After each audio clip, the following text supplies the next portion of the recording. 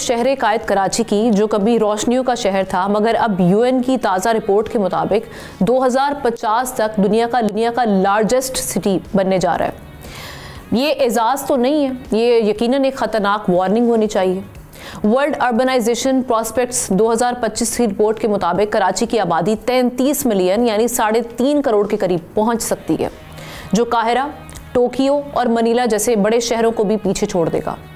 Report में बताया गया है कि 1975 से 2025 के दौरान मेगा सिटीज़ यानी बड़े शहरों की तादाद 8 से बढ़कर अब 33 हो गई है और 2050 में ये तादाद 37 तक पहुंच जाएगी, जिनमें सबसे ज़्यादा एशियाई शहर शामिल हैं। दुनिया के सबसे पॉपुलस यानी गुंजान आबाद शहरों में कराची की आबादी फी मुरबा किलोमीटर 25,000 से ज़ायद बताई गई है और ये दबाव हर साल बढ़ रहा है।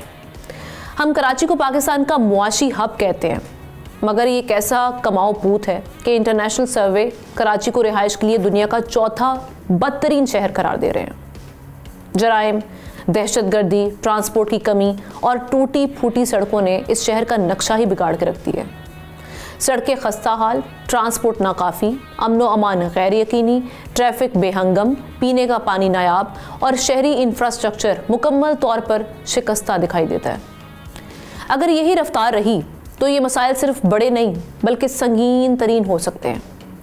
शहर के हॉस्पिटल्स, तालीमी इदारे और रिहायशी इलाके नाकाबिले बर्दाश्त दबाव में आ सकते हैं। यूएन ने खबरदार किया है कि आबादी रफ्तार इजाफे के बायस पाकिस्तान खित्ते में सबसे ज़्यादा आबादी बढ़ाने वाला मुल्क बन चुका है। ढाका को मुस्तकबिल में दुनिया का सबसे बड़ा शहर करार दिया जा रहा है, मगर सवाल ये है कि क्या कराची भी इसी रास्ते पर नहीं?